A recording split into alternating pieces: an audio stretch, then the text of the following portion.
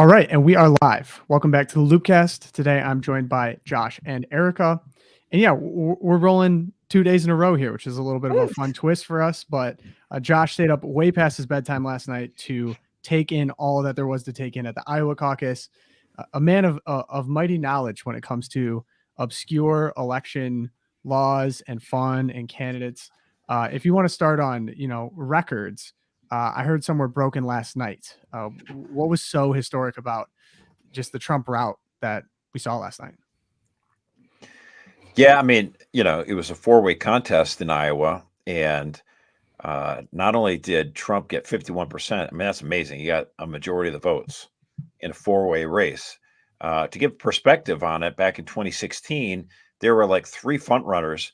Ted Cruz won, but Trump got second place, and Marco Rubio got a close third place. They're all kind of bunched together, like 27, 25, 23%.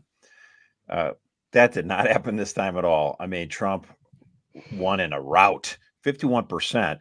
And the margin he won it by was greater than Bob Dole had won it back in 1986. I mean, Bob Dole he's from Kansas, and this was like basically his third time running for Dole. And so it wasn't too much of a shock, but he won it pretty big.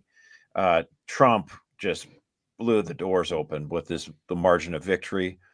There are some people still saying, oh, man, maybe there's a chance that, DeSantis could win or something like that, or maybe make it close. It wasn't close. I mean, 30-point victory. And right before the caucus voting started, I knew it was going to be a pretty big victory when instead of saying, Bob Vanderplaat's a good guy. I like him. He's pro-life, pro-family guy. He runs the family leader in Des Moines, Iowa. And but he was all on the DeSantis train, and he said, well, if Trump doesn't get a 50%, then maybe it's not that big of a victory. I mean, that's just trying to spin it as best you can. Right. Trump gets the 50%. He gets 51. 51, so right. It was like, I mean, you're just so trying to manage expectations there. And it didn't work. Trump in a rout. I mean, the best case scenario now for, I mean, if Trump actually kind of doesn't mind it if both these other candidates stay in the race, he's just going to keep winning by large margins. I don't expect any major change to happen in New Hampshire. I mean, maybe Nikki Haley gets 30%, but I mean, at this rate, I think this race it's we'll still play it out. But I think you get to South Carolina, which will be the third state, and Trump's going to probably win in a walk. If I may, Erica, just before we go into it, I think this really kind of shows the extent of the dominance. When you start looking at exit polling in Iowa specifically, this is from Amanda Prestigiacomo, does a great job over the Daily Wire.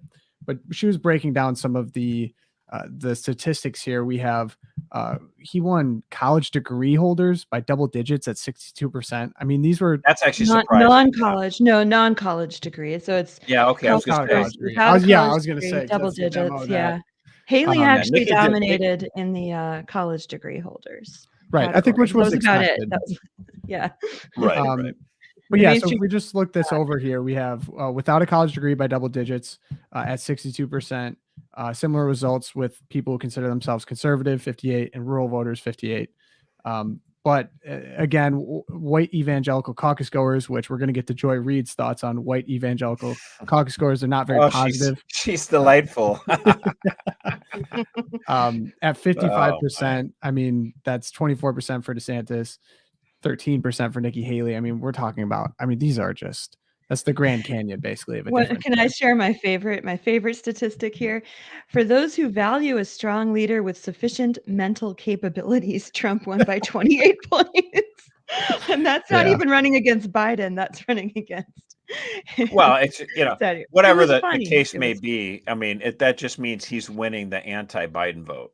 Yes, he's got the really upset by Biden. It doesn't necessarily say anything about Trump's Republican and primary opponents, but it's true.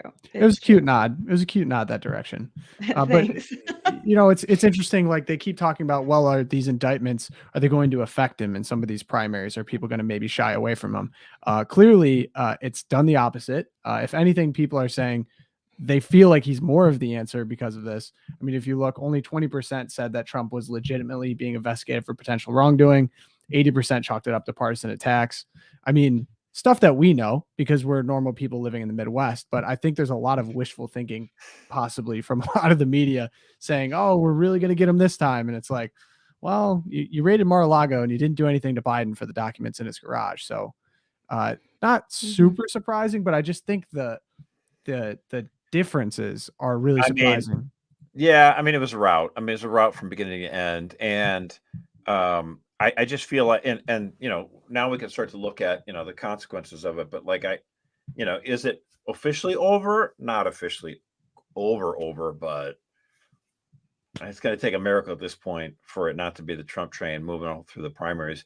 And it's worth exploring why this vote was so dominant, because this was the chance to try to get things off the rails a little bit. If you couldn't upset him in Iowa, like the thought was if DeSantis, I think it was a smart move actually. DeSantis, like, I'll put all my eggs in this basket, and if I can, come from behind with a victory in Iowa, just like Huckabee shocked the world, just like Santorum shocked the world. If I can do it, and I have more resources than either of those guys had, if I could shock the world, and then maybe Nikki Haley wins in New Hampshire, and all of a sudden Trump's 0 for 2, and then I go into South Carolina and it's a battle royal and it's a three-way race, and people realize that Nikki won't be able to compete long into the primaries because she's too moderate to win the voters. So DeSantis is thinking, that's my shot. It's a game plan that actually makes a lot of sense. I mean, the only problem with it was that most Republican voters in Iowa, and I think we'll see this repeated in other states, are like, you know what? I like Trump. He worked out, so they're going to stick with him. Ultimately, I found a really good article by John Gabriel in Discourse magazine. He actually wrote it before Iowa, but I feel like he's got the analysis here spot on. He said, ultimately, DeSantis was trying to convince these people, I know you love Trump. I know you love Trump. I know he did a lot of great things, but he's kind of unpopular. So maybe you should switch to this other brand, me. And I'm like just as conservative. I got just the popular spirit like he does, but I don't make, the left go crazy, and I don't frighten independents because I want in Florida. But ultimately, what the problem was, you're basically trying to convince people who love to drink Coke, you should switch to Pepsi. It's like, I don't know. I'm just happy I'm happy with what I got. I like what I got. And I think that was at least one reason why DeSantis wasn't able to get traction here. I think another reason, though, is when Trump first ran in 2016, he didn't have the establishment on his side. Now actually he has the establishment on his side, and that's not necessarily a bad thing. Okay, I'm not trying to say he's part of the DC swamp. I just mean that he looked at the numbers. The Trump world said, we heard the rumors of this like before the Iowa caucus, like, hey, if you want to endorse Trump, you better get it before Iowa, because you try to do it afterwards, you're dead to me. It's not going to mean anything. We need it now. And so politicians started lining up, like Mike Lee, Marco Rubio. I mean, I like those guys. And they realize we better just endorse now rather than, being at the back of the line. So there is that part. Trump is able to put the screws on in a political way. I'm not making that sound like it's evil. It's just the way politics is. But I do think there's one extra thing that DeSantis needs to consider. Now, I mentioned this several months ago, back in the summer. I said, I love the fact that Ron DeSantis signed the heartbeat bill, but I did worry about whether or not that would cost him with independents. I think that's borne out, because I think some of those independents that might have gone for DeSantis as an alternate to Trump shifted over to Haley because of that. I said at the time, I'm glad DeSantis still signed that bill to protect more life. So I love it. I'm just trying to give people an analysis here. But I also think that Ron DeSantis, and I give credit to someone online who made this point, Chateaubriand. I don't know who that is, but he said the donor class started to, we're thinking, oh, maybe we should, support Ron DeSantis. He would be like just as good on the issues as Trump, but he wouldn't be as bombastic and get voters upset. Let's back Ron DeSantis. But then Ron DeSantis proved he was the real deal. Like, he actually did take on Disney, and he actually did fight for, make sure that smut books weren't in the hands of kids. So he started fighting on these issues that, matter to families. And I think some of those donors were like, I don't really care about any of this. I just want my tax cuts lower. And so I feel like he might have jeopardized, getting that big money from donors. And I'm still glad that DeSantis did that. I mean, I'm just trying to give the analysis as I see it. So I think for those reasons and more, Ron DeSantis is a great guy, great candidate. I like him a lot. Ultimately, though, I think he just wasn't able to get the traction, able to convince enough voters. Hey, give me a shot. A lot of people look at him and go, yeah, dude, you're great. Maybe in 4 years. And it was hard for him to get over that. What do you think, how long do you think, actually, it's a question for Josh, how long do you think DeSantis holds on here? Because, again, last night was so decisive. And, we have someone in the chat asking, do you think the remainder of the primary could still be a positive thing? And I've seen a lot of noise online today saying, okay, well, that was so decisive. It is time for everyone to just cut bait, put everything behind defeating Joe Biden. Is it time for that yet, or do they keep fighting? Is there still more to be said for numbers 2 and 3, Haley and DeSantis? Well, Nikki Haley thinks, hey, I got a shot at winning New Hampshire, so she's going to stay in the race. I don't care. She thinks it's a two-man race or two-person race at this point. Indeed, she said last night. Might be. In other words, not her. She'll get a little blip of success in New Hampshire, but no, ultimately, I think Vivek, if I pronounce his name correctly, Ramaswamy, I actually like him a lot, but I think he was right to see the writing on the wall. It's like, dude, you got 9%, forget it. Even landslide Asa Hutchinson realized, it's probably time to pack it in. You got less than, 0.5%. But DeSantis, if you were asking me like, hey, should I give it up right now? I'd be like, well, I could have given you advice 6 months ago that would have been more helpful than now. But ultimately, I don't know, like he might want to stay in a little bit longer. He's basically, if I were him, I'd stay in it and see if there's a chance for Trump to stumble or try to get leverage out of it. Say, hey, I want to be your, secretary of, I don't know, something, be in your cabinet post. I don't know, something because he's going to need a place to land. He's term limited out as governor. And so he'll have 3 more years left of being governor of Florida. And then what are you going to just wait for ramp up for 2028 campaign? Because Trump won't be able to, if Trump gets elected, he obviously can't run for a 3rd term. So I don't know. We'll have to see. There's a lot of variables here, but. Yeah. Do you buy the conspiracy theories that Trump's going to make Nikki Haley his vice president? I actually don't think so. I don't know where that's, there's got to be some smoke there because I've seen that rumor circulate online. I do think that's why Rand Paul came out decisively with this website called Never Nikki. And I was like, hey, great idea. I tweeted about this in 2019. I think she's terrible. My friend Austin Ruse, pro-life activist, he works with a group called CFAM over at the United Nations. And he said that she could have done so many things, just lifted a little bit of a finger to help the pro-life cause when she was ambassador to the United Nations.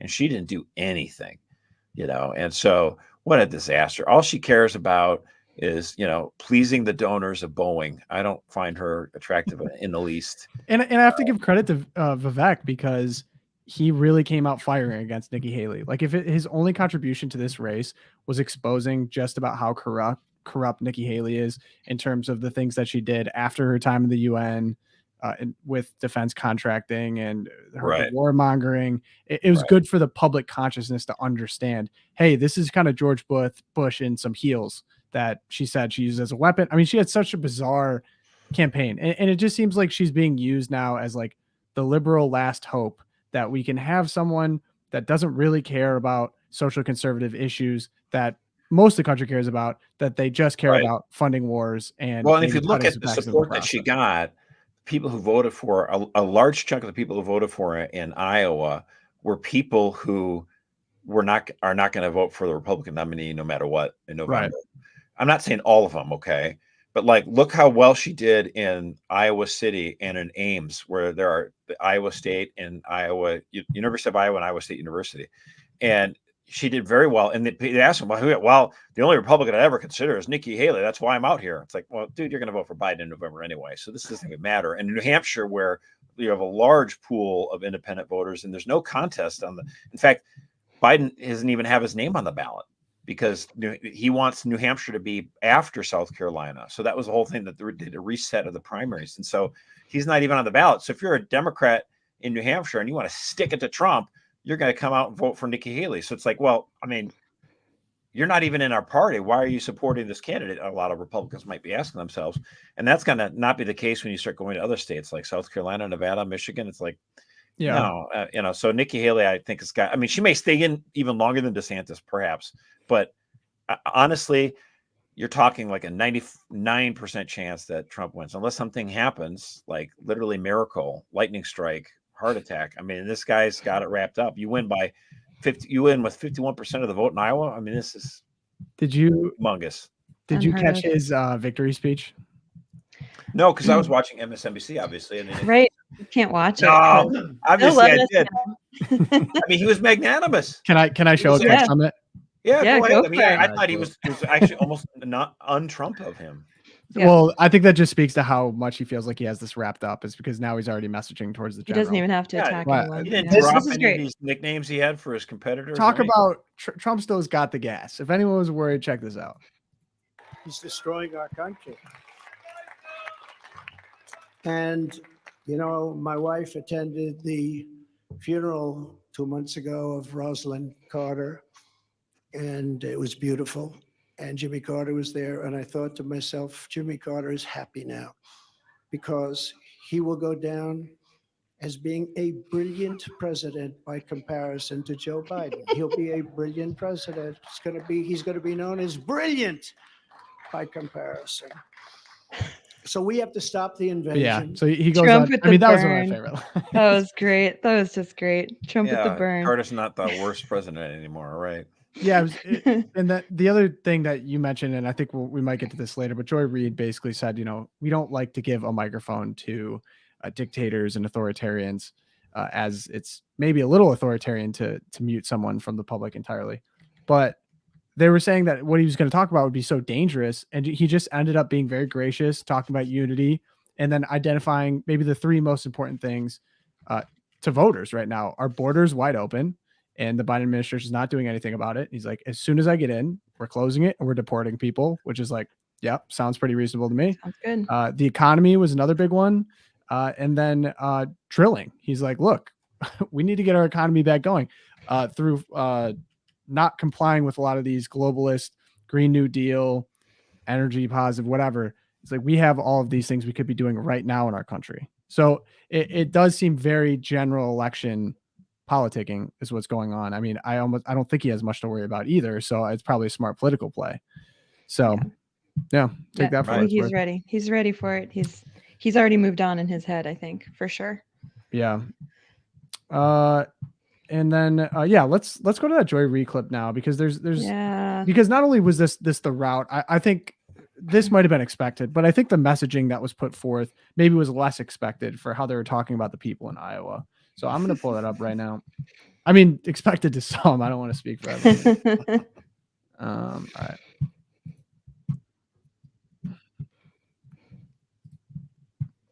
This is Joy Reid, MSNBC, as the caucus is going on. But, I feel like the important sort of data point, and Steve talks about it a lot. He's going to probably talk about it a little more tonight, is that these are white Christians. That this is a state that is overrepresented by white Christians that are going to participate in these caucuses, especially tonight. Earlier today, reached out to Robbie Jones, from the Public Religion Research Institute, knowing that we were going to talk about Iowa. And this is a hyper evangelical white state. And he said the following to me: Iowa is about 61% white Christian. The country as a whole is approximately 41% white Christian. And in Iowa, we're talking about evangelical white Christians. And he said the following, because I asked him, even worse, what do they get from Donald Trump? Because he keeps losing, he keeps delivering losses and losses and losses. And he said the following: they see themselves as the rightful inheritors of this country, and Trump has promised to give it back to them. All the things that we think about electability, none of that matters when you believe that God has given you this country, that it is yours, and that everyone who is not a white conservative Christian is a fraudulent American, is a less. Oh man, Unbelievable. It's amazing how much she hates people. It's really amazing. She Like, hates them. Yeah. Yeah, and Tucker had a good point of like the other guy. He's like, they kept panning over to the other guy. He's like, I just want to keep my job. I just want to keep my job. I'm white. Yeah, it was ironic. Well, and she went on too. How do we explain this tragedy that Nikki Haley did so poorly? She didn't even get second place. Well, it's because she's a brown woman and she has, Indian heritage, and America's just not ready for brown women. And Joy Reid Republicans here, aren't. Yeah, that's what her would be, right? She's just a shill for Biden's talking points. It sounded like the speech that he gave at the Baptist church in North Carolina just a couple weeks ago, where it's, what's the problem? How do we explain the fact that Donald Trump is still so dominant so many years later, after we've just attacked him personally, we've attacked him in the courts? How is he still so dominant? Well, it must be these evangelical white Christians who think God has given them the country. And of course, her implication is we're going back to chains and slavery, to borrow a line again from our president, Joe Biden. And again, like, just listening to her rhetoric, it was, I expected it, but it was still sobering. Evil. I mean, isn't it? That's openly racist, right? It was totally of course. I mean, pick out another group. She's like these white evangelical Christians who feel like they have their inheritance of their own country. Yeah. How crazy that I would actually think that I get to live in my own country. Like, it's so stupid. How dare you? Like, you know what? I get the sense, I get the feeling that you elitists absolutely hate us and don't want us to feel welcome in our own country. And that you're at war with us and you want to take our guns and you want to like exterminate us. Gosh, Right. I thank you, Joy Reid, for confirming everything I want to say. But by the way, I want to point out this. This is interesting though. Here's a little factoid. My friend Ryan Gerdusky made this point on Tomi Lahren's Fearless podcast. Did you know that Donald Trump actually won the popular vote against Hillary Clinton in 2016? And you're like, wait a minute. No, she won it by like 3 or 4%. Among people who were born in the United States, Donald Trump won 49 to 45%. It was amongst people who are foreign born, and I'm not saying these are evil people, but I'm saying amongst people who are foreign born, Hillary Clinton won 71 to 29. So why is it that Democrats are so fervent about importing tens of millions of people into this country? Why is it that Democrats think Joe Biden is the best president they've had in 30, 40 years? Because he's bringing about a transformation of this country. He's bringing in tens of millions of new voters. Maybe they don't get to vote this first election. Maybe it takes them a couple of elections, but they're playing the long game. Teddy Kennedy passed with Lyndon Johnson this Immigration Act in 1965 that because we had allowed a lot of people into our country with immigration from the 1880s to like up until about the 1920s. And then because so many came in, including some of my ancestors, I get it. Look, I'm not trying to. And then the people at that time were like, maybe we need to tighten this up a little bit and let people assimilate a little bit. And we did that for about 45 years. And then the Democrats get complete control after Kennedy gets assassinated, Johnson wins a landslide. And what do? Medicare, Medicaid, they start passing all these things. And they pass immigration reform in 1965, like 1 million new immigrants every year. Pretty soon, things have changed, and then it's this flood of illegal immigration. So a lot of voters are like going, I feel like I'm being replaced. And then you're like, oh, the white replacement theory, you guys are getting all fever pitch right-wing theory. And then Joe Biden like admits it. Like, that's exactly what we're doing. We're replacing voters. And I think that's what we thanks saw. for letting the cat out of the bag. Yeah, exactly. I think that's what we saw last night, was that the masks just all are coming off now. And I mean, Rachel Maddow, who was on that same panel with Joy Reid, she went in she's like, I don't mean to be all dark. And you say, but if we're worried about the rise of authoritarianism in this country, which I am, it's just I'm not worried about Trump doing it. We are worried about the potential rise of fascism. And she says, well, the leader is part of the equation. But she goes on to, the people who elect him, meaning Trump supporters, that's the actual problem. It's half the people in this country are the problem.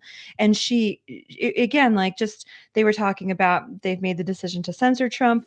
They're not going to air his words because misinformation or whatever. They really hate half the country. And I think that was, watching all the coverage last night was sort of the interesting part of the story for me, because it was like, okay, masks are off. And I know love it, Coco, though. Isn't it great? I do too. The I'm left like, worries about yeah, authoritarianism, and they're the ones that saying, President, hey, let's support President Biden's plan to force every employer in the country to make sure every employee has to get the vax shot. But we're not exactly. authoritarians. Who's the authoritarian here? Right. If I may, and I have a good tweet here from Martyr Made that I think This is so good, summarizes yeah. this well, because I think the key is the people like Joy Reid and maybe some people that live in elite circles or urban centers, they really do not get why Trump has appealed to people, especially that are rural or low income or maybe not college educated. And of course, I think the solution to all of this is some empathy here, right? Like trying to put yourself in the shoes of these people. So maybe this is a good opportunity for those wondering, like, why does Trump have such fervent loyalty from so much of the country? And this was in a response to this tweet by Beth Moore, basically saying the same thing. She was sobered last night, trying to practice radical acceptance, not of a presidential candidate because supporting things happen, just plainly sobered by the thought that with other individuals to choose from, masses of people still hail Trump. And so Martyr Made says this: people underestimate or are not in a position to understand how powerful it is for people to see Trump being attacked by the same people who have maligned them in media and politics for years. Critics can say that Trump is not a true enemy of the establishment since he did X, Y, or Z, but it's obvious to Trump supporters that the same powerful people who hate them also hate Trump, and that they hate Trump for taking their side. I remember one middle-aged woman somewhere in Ohio being asked why she supported Trump. Was it his immigration policy, trade policy? What was it? She said, because he sticks up for us. So I want to point out that's why we can't just be pure reason or pure emotion. There's a mix of both, obviously. And Josh has pointed this out many times. It's not like a math equation that goes on in someone's head that all adds up to who they're going to vote for. There's an emotional connection that people need to feel with the person that they're going to vote for. And if you listen to Joy Reid, the way that she said white evangelicals, there was a true zing on that. It was like almost like she hated them. And so, not almost, right? I know, legitimately, like she hated them. Like you say that about any other people. If I were to talk that way about Koreans or Mexicans or blacks or black Muslims, oh my gosh, right? And we're on MSNBC. What would happen? I mean, people would lose their marbles. Right. So it's important to understand, though, and I think he's earned a lot of this, is that he's finally taken the side of the people that had already received such open hatred for so long. And it's weird that it's kind of codified by all the, the truth and acceptance people as like thinking that they're being persecuted. To Josh's point about being replaced or whatever is somehow a conspiracy theory or not true. This is the reality that a lot of people, especially as we saw in Iowa, feel is their reality as well. So, well, I guess how can we have constructive political arguments with these people if they spit this much venom and hatred against white Christians? Like, for example, I like this guy, Mike Davis. He's with the conservative group that's focused on getting good conservatives elected to the judiciary, and Article 3 project. I was blanking on it for a second. And his response to Joy Reid, because Mike Davis is from Iowa, and I understand his rationale here. He's like, listen, Iowa's a leader on civil rights. It was always a free state. The Supreme Court of Iowa protected out-of-state slaves in 1839. We desegregated our schools in 1868. We allowed black men to vote that year. And so he's like, why are you calling Iowa? Why are you calling us a bunch of racists? And it's like, Mike, you don't even have to defend yourself on this. Right. What you need to do is you need to turn it around and say, Joy Reid is a disgusting anti-Christian, anti-white bigot. Like, that's what it is. You started started on the B word there, Josh. I didn't know where you were going with that one. I mean, it's like, give me a break. I mean, it's like, if she attacks me, white Catholics. Oh, actually, white Catholics. It's like, stop it. Like, the whole point is she's trying to make you talk in such a way where you sound like you're almost like defensive. It's like, why am I being defensive? Yeah, and I that like understand. there is no universe in which you could go to Joy Reid and say, "Oh, I noticed that you accused us of being white evangelical Christian bigots. Here's the argument. Here are all the dates and the times in which we, fought slavery and accepted blacks into our institution and blah, blah, blah." And she'd be like, "Oh gosh, you know what? You're right. I take it back." That's not going to happen with her. And I know that we've talked a Right. lot about, you know, do on this podcast, should we be, less late, should we offer more argument, should we offer it? Yes, and there's a place for argument and there's a place for educating, for talking to people of goodwill. But what we recognized happening last night, what we recognized happening the night of the 2016 election, all throughout the 2020 campaign, is that there are people here, and it's important to recognize that they see us as an us them. That identity politics isn't something that the conservative movement invented, and something that these people have forced on the rest of the country. So Joy Reid she has already said, "You are completely identified as an Iowan white evangelical Christian. You are the problem." Rachel Maddow says, "You are the source of fascism in this country, and you are the threat to democracy." For them, they are so sold on identity politics, that you are whatever your tribe is, that there is no dialogue, there is no history lesson we can give them. So the important thing for us to do is to identify in our circles, in our sphere of influence, because everyone has one. Everyone has a sphere of influence, those who are still of goodwill, and to be ready with the talking points for people who want to hear and who maybe are open to change and a better understanding of reality. But at the same time, to recognize that there is a point in the public discourse where you just say, Joy Reid is a bigot, and that Right. there is no dialogue. There are some people who are just, ambassadors of bad faith. You Mhm. can't reason with them. And it's just like, you need to move on. You need to focus on those people, as you say, that you can actually persuade and have constructive dialogues with. But Joy Reid is not one of them. And MSNBC is a garbage network. You should know that. .com. Oh, hey, one question that I had, Josh. So the DeSantis camp and some other camps were frustrated that it was called so soon for Trump. And I remember having this experience too in 2020, where they were kind of calling certain states so early on and counting the votes.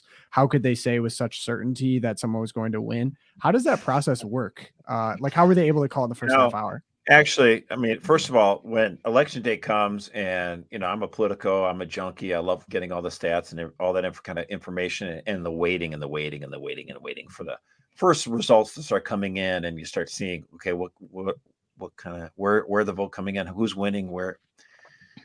And of course, Steve Deese put together a funny little tweet during the day while we're all waiting at 3 p.m. and said, "Fox News has just called the Iowa caucuses for Nikki Haley." It was obviously a pretty funny joke. Awesome. It was meant to say that, Fox News had jumped the gun and called Arizona way too early for Joe Biden. And I thought that was dumb at the time. And the math actually bore that out, that was a dumb call to make it too early. Part of it is institutionally, networks never like to make, no one likes to admit they made a mistake. And Fox News is like, we stick behind our call. But ultimately, with this, I think people were frustrated for two reasons. Because in some ways, in the rural areas, there might only be like 100 people in the room, and all the candidates' campaigns get like 1 minute. So the guy for DeSantis gets up and talks for a minute, and then Trump, and then after about 6-7 minutes, you're done. Everyone fills out a piece of paper, drops in the bucket, and they just count it right in front of everybody. And it's like, okay, here's what Vivek got, here's what Nikki got, and you're done. And the results start pouring in. And after about 40 minutes, the networks look at it and they think to themselves, okay, even if they're still voting in certain spots like Des Moines or Dubuque or something like that, where you might have a larger audience of people, you still know, like, if Trump is winning by like 40 points in the rural districts, there's just no path forward. Like, I mean, of course, just because it would have been perhaps possible, like in a 1 in a trillion chance, but like in terms of statistics, you're thinking to yourself, if he's winning by 60 points over here and 45 points over here and 38 points over here, all over the place, it's like you can run the mathematical probability. It's like, okay, well, if in Des Moines, Ron DeSantis wins 100% of the voters, then I guess he's still got a chance. But it's like, what are the odds that he's going to get 100% of the vote out of this caucus of like 5,000 people? And so that's when they look at it and they say, we have a 95% certainty that Trump is going to win. So it's like, just tell people that. They just release it. Now, one of the things, so like by math, you can know it, is my point. The question is, they should have still waited about 40 minutes more to make the call, just so that you don't suppress the vote. Because if you are in a group of like 150 people, let's say in West Des Moines, and you're like, oh, well, Trump already won, whatever. And then you walk out, and then the guys who like Trump are like, yeah, and they stay because they want to be part of the victory.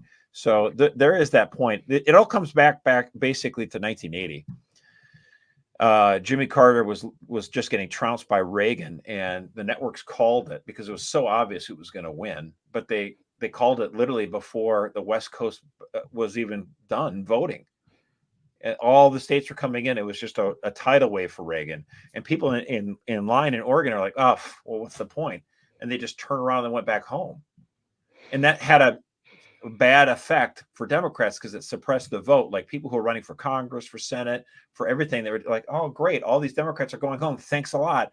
And so it was understood then the networks, we don't want to do this. We don't want to call it too early. And of course, they conveniently forgot this in year 2000 when they called Florida for Gore, when the Western Panhandle was still open because they're in the Central Time Zone. See how that works, Yeah. So are you saying, Josh, that maybe the kind of rabbit out of the starting gate, secretariat out of the starting gate, That works. early reporting is a threat to democracy, as it were? Could be. Whatever. I mean, whatever. I don't really consider it a threat to democracy or whatever, but like the fact is, it was an awkward situation with the way the caucuses work, and they should have waited a little bit longer because that was been the general rule that you don't want to. Everyone has phones. You don't want to try to influence how people are going. You want them to go in there, vote, and then when they get out, then they look at what the results might be. I know. I just kind of felt like the decision to announce it so early. And I mean, the AP announced it. I think they said there had been 400 votes total cast when the AP announced it. So it wasn't just Fox News. But it just seemed to me another example of the coastal elite, these huge, massive networks, just not understanding how boots on the ground these elections work, these caucuses work for America, and it's just tin ear, tone deaf. You know what's really frustrating about that, Erica, is that I can no longer call you a coastal elite after you outed your non-elite status on the East Coast, and that really makes me sad because I really revel in being able to make that joke, and it's no longer possible. Or we can just pretend like you never said that. And then Erica feels like an honorary Midwesterner or something. Yeah, basically. You got to earn my your mom. stripes. My mom was born and raised. My mom's born and raised outside Chicago, so I feel like I have it in my blood somewhere. Okay. But any euchre players sound off in the chat. But then she went to an Ivy League, so I'm just really confused over here. I'm really confused, guys. Help me out. You sound confused. Our godly female podcast host. Seemingly godly. Seemingly godly, yeah. Sometimes. Okay, so I think we got a lot of Twilight Zone content today. The election stuff was unsurprising, but interesting observations. So I have mine first, it looks like. And so mine actually is on the Biden administration taking action at the border. So if you were hoping that this is good action at the border, it's not. And it's just as shocking as I thought it would be. So the Biden administration, instead of helping shut down the border, is warning it will take action against Texas if it does not stop blocking federal agents from U.S. border area. Now, you might ask, why is Texas blocking off areas from federal agents? It's because they are securing their own border, essentially. So let's see. Because the feds aren't doing their job. I mean, honestly. U.S. southern border is commandeered by the National Guard soldiers last week, and they were calling the actions clearly unconstitutional. And then they're literally pointing guns at the waiting Texas for the National Supreme Guard. Court to slap down the Biden administration on this one. I mean, Joe Biden is basically criminally negligent for what he's doing on the southern border. He should be impeached and convicted and removed from office. And they have the audacity to get mad at Texas for doing the job that they're not doing. I mean, it's just brazen. But again, does anything not shock you? It's just no. Give me a break. At this point. Yeah, I watched another wild video too. This guy, Andrew Callahan, Channel 5 News. He's like got a really interesting brand. The recent stuff he's done has been really fascinating to me. He's gone to San Francisco, Philadelphia, and covered the homelessness there. But then he also just went down to the border, and he really wanted to interview migrants. It was in Arizona actually, and he went to the major facility off the highway. I forget where in Arizona. And the agents were stopping him basically from being able to go anywhere but the parking lot. And then he talked to someone in the parking lot who was like, oh yeah, no, there's actually a secret facility off the highway, about a mile off the highway, where there's way more migrants and it's basically open to anyone to talk to them. And he almost didn't really believe them at first, but sure enough, he went over a mile away. They just had these migrants sitting in a big circle on the ground with where there's no fence or anything, waiting for them to be processed for seeking asylum. And he's going to keep going on that. But this is Andrew Callahan, Channel 5 News. It's a YouTube channel. He's the guy from All Gas, No Breaks, if anyone's familiar with that. This would be a very Gen Z journalist. He's probably about my age. He's hilarious. He always finds people who can freestyle rap somehow when he does his reporting. Uncanny ability to find it. But the one that he did that was really fascinating to me. It makes me think more about the border. Gringo Pass, Arizona. Gringo Pass. So he went to Philadelphia and he went to Kensington. It's a part in downtown Philadelphia that's basically an open air drug market. And so in this open air drug market, the latest drug there is something called, they call it trank. And it's animal tranquilizer that people are injecting into themselves. And it's like the latest new addictive thing. And it's causing people to have to amputate themselves because if it gets to the central nervous system, it'll kill them. And it basically kills the third layer of skin. So people are just walking around with open sores, wheeling around in wheelchairs. I mean, it's really shocking stuff. I've never seen anything like it. I tried to eat lunch while watching this video. It didn't work. It was just really sad. But the one thing that he said that was crazy to me was that how people are getting this trank is through Mexico.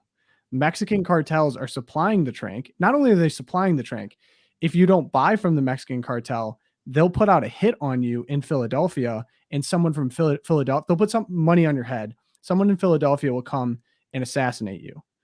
And so how it gets covered in the news is, oh, well, this is just, gang violence or homicide. It's just counted as a normal homicide. It's not. It's actually terrorism from Mexico, the Mexican cartel.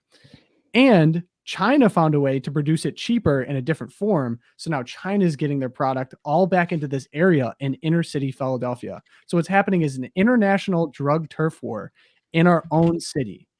It's like, could you have possibly explained that to someone 40 years ago in Philadelphia or any major city in the United States? It's like how far we have come. And it's like, goes back to that Mark Morgan interview. When I talked to him, like, this is not, we know where the cartel is. We know their routes. This isn't like a local police solve the problem type thing.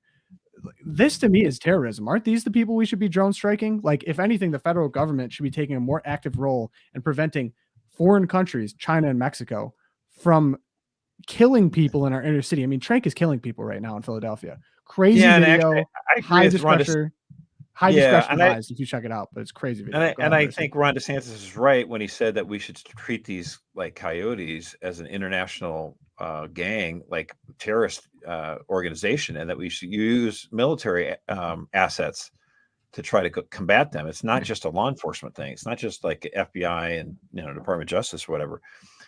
But like the border problem, I mean, it's just massive. I mean, it remains open wound. It's this open border, and like this guy going. I'll have to watch the video you're talking about, like of the crisis in the Arizona. I remember when I was just a young boy, my mom and took me to Arizona and went to see her aunt, and we went down to the border, and I remember just being shocked at just how it was back then. This was, almost 40 years ago. And I remember we stopped by McDonald's, and it was like startling, to see hundreds of people waiting in line just to use the bathroom because it was a clean bathroom at McDonald's. And I just remember thinking at 8, 9 years old, how like it just stunned me. And I thought to myself, these poor people, my heart breaks for them. And I thought to myself, why can't we do more to try to improve the conditions of their life in Mexico? And that's always been my thoughts on this. My great aunt was a Franciscan nun, and she would try to provide basic water and food and shelter for immigrants who crossed the country into the desert, because she didn't want them to die. So we as Catholics have just a general compassion for these migrants. We want them to succeed, to prosper. We want what's best for them, but that doesn't mean we want to leave the border wide open, because that's only going to invite exploitation by these coyotes.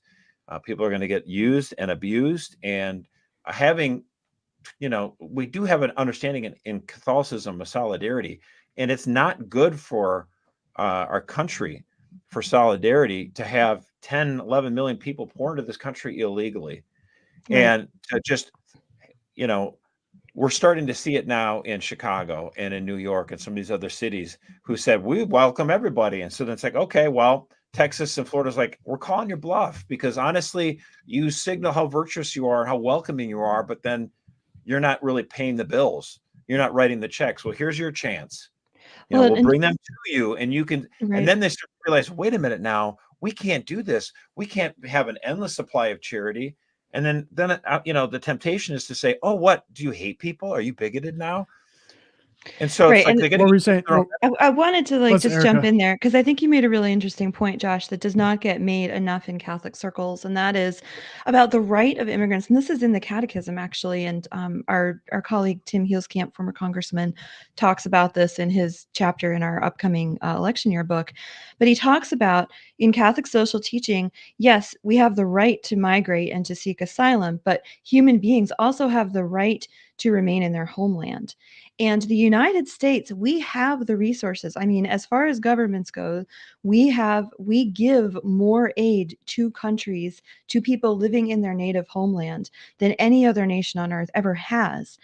And the fact that this has not been a bigger talking point, that we're working with the Mexican government, we're working with not working with the corrupt governments in like Nicaragua, but trying to improve the homeland of these people so they don't feel the need to leave and to make this dangerous journey, which is the southern border of the United States. I just looked on the UN. It's rated the most dangerous migrant crossing in the world at this point, because of the rate of deaths, the number of deaths every year. Man. And we don't realize that. And when we have these policies that are, encouraging people to take their lives and their little children's lives into their own hands, that's criminal. That is not Christian. And we should be holding these other countries accountable and trying to improve life for them in their homeland, because that would be great. That would be much better. Right. So yeah. And if you don't believe me, go look up Trank. I mean, this is a real problem. Like, I almost couldn't believe it until I saw it. It is wild. Erica, your Twilight Zone. Well, actually, right. my here we go. Dovetails with this, because we saw the U.S. bishops. Right. So allow me to. Is that okay if I go? Go for it. I mean, I'm not trying to be rude to Erica. I love it. No, but the U.S. bishops put out their report saying the top areas of religious liberty concerns, and first of all, I'll let you take one slice of this, which I think you might want to. So I'm not going to step on that. But what the bishops expressed as one of their concerns is that organizations that they're writing this document to talk about like the threats to religious liberty. And they are, once again, using this as an opportunity to scold Catholics who believe, I think, in what I would call normal order and, law and order on the border, making sure we're not just having an open border that just people pour in, because that's not good for anyone. I keep saying it, not good for the migrants, not good for the United States. And stop calling us selfish and bigoted if we don't like this. This is not a good environment. And so but again, I love our bishops, but man, again, we're getting the scolding from these guys. I'm not saying me or my organization in particular are being named or called out, although. Or not named. We'll get to that in a second. Yeah. I mean, it's like, we're talking here about basic needs, sometimes food, sometimes shelter, clothing, and other kinds of assistance. The church has always done this, and it's part of our Christian responsibilities. That's what Bishop Rhodes said in this report. Like, that's fine. No one's against this. This has universal support. provide this to these people. I think that's a great idea. Does that mean our border should be wide open? And the bishops say, oh, no, but we have the solution. So stop attacking us. We have the solution. It's comprehensive immigration reform, which means basically a path to citizenship amnesty to the 20 million people who are here illegally. And you know what? Maybe the American people are like, you know something? We were told that in 1986 we would have comprehensive reform, and that this amnesty would be like just a one-time deal, and then we'll get it under control, and we'll make sure that these businesses aren't hiring illegal immigrants, and we'll fix it once and for all. And that didn't last. And so here we are again. And so that's why I think it's prudent for people to say, no, actually secure the border first. Once that's secure and we don't have tens of thousands of people coming across the border every week, then maybe we can talk about whether or not there'll be a path to citizenship. But, don't try to sell me on that before you can prove to me you've got the border fixed. Well, and not only that, but let's get a handle on who is here, right? We're talking, it's not just women and children who are fleeing religious persecution. They're the minority of who is here. And Tom's talked about the Trank thing today, and that this is a engineered cartel. We have 24,000 Chinese military age males who came in last year. Like, this is not, we need to get a handle. And we don't know. We know we have 180 countries from around the world have come over the Texas border, the New Mexico border, Arizona, but we don't know exactly how many. We don't know how many gotaways. We don't know where they are now. So let's get a handle on who's actually here, who deserves a path to citizenship, et cetera. But like you said, Josh, this has been the line for 30, 40 years now, and no end in sight. So it's hard to take it too seriously. Yeah, and this reporter wrote that article, by the way, for our Sunday visitor, Kate Scanlon. She she said that the replacement theory was advanced by white supremacists, and it's a racist theory. It's like, so are you calling Joe Biden racist? Because he loves it. He believes in the great replacement theory. He thinks it's great. It's going to lead his party to victory after victory in the future. So, again, interesting. Thanks, Kate. Who's wearing a tinfoil hat now, Mercer? You. We might send little memes to Tom over Slack in the virtual office here of tinfoil hats once in a while. So yeah, Pogo's always I would happy like to say though, someone else the hat. What's up, great replacement? With the caucuses. The Oracle was firing on all cylinders, dude. You were.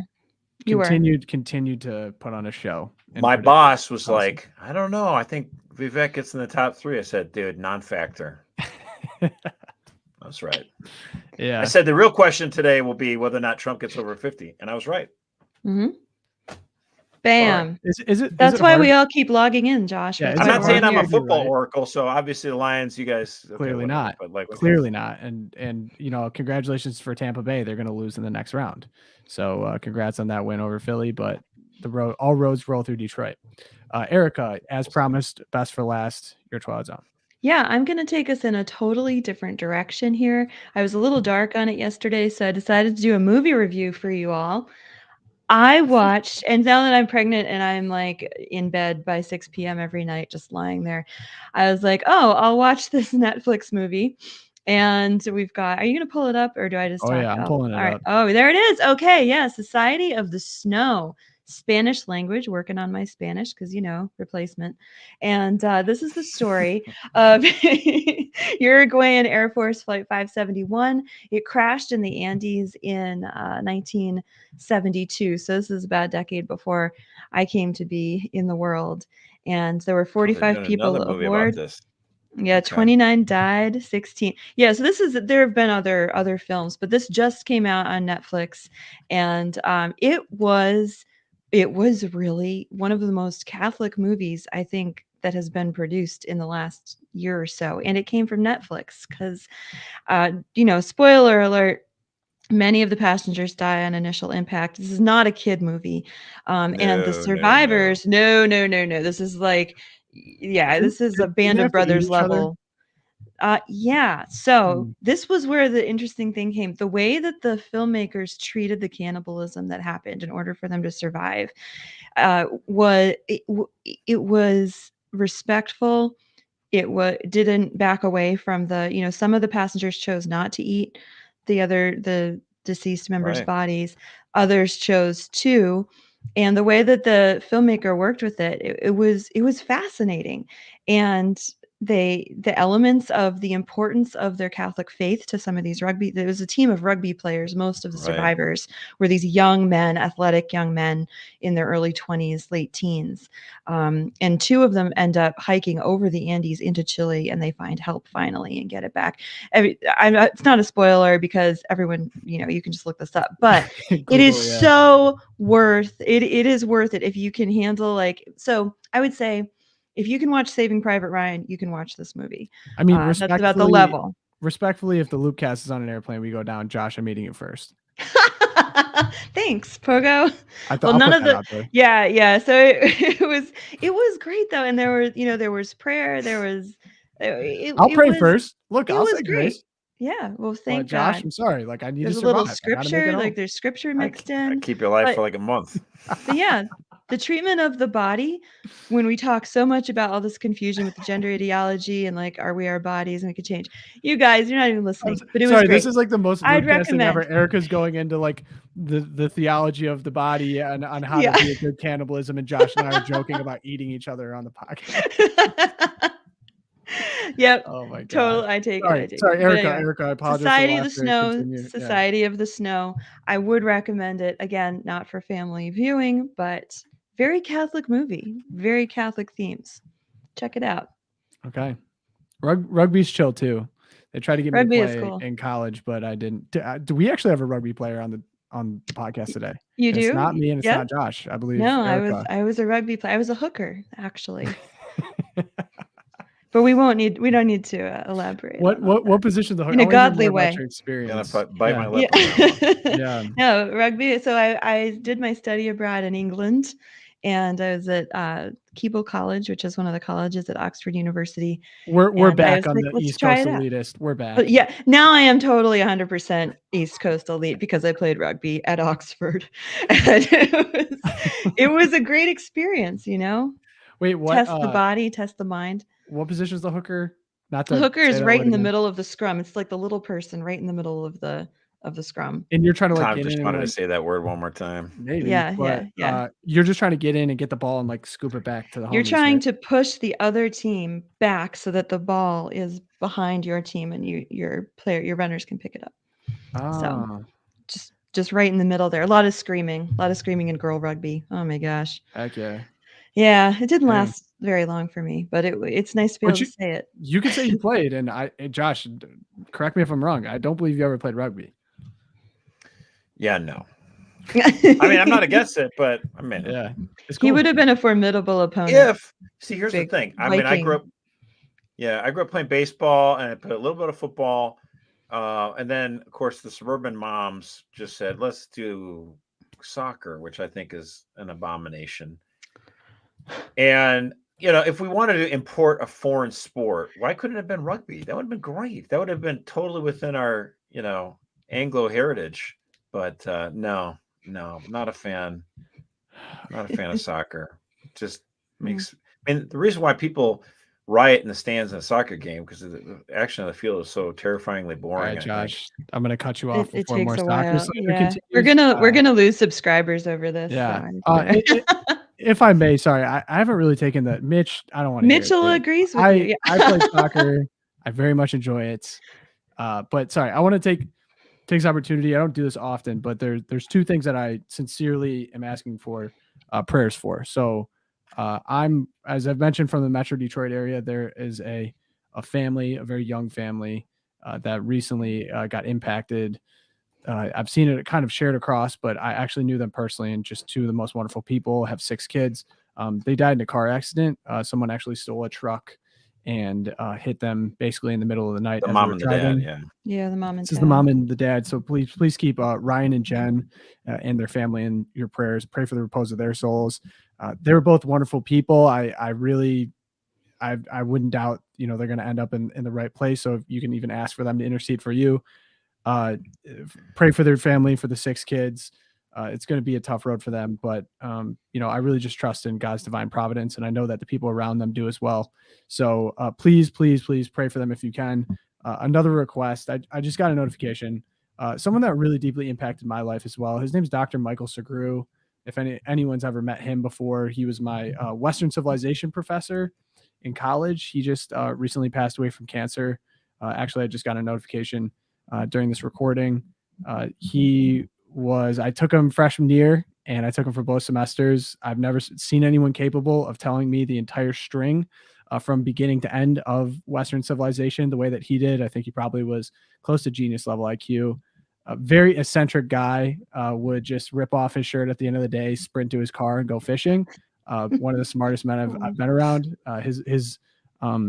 Shauna Segru I had as well, his wife at one point.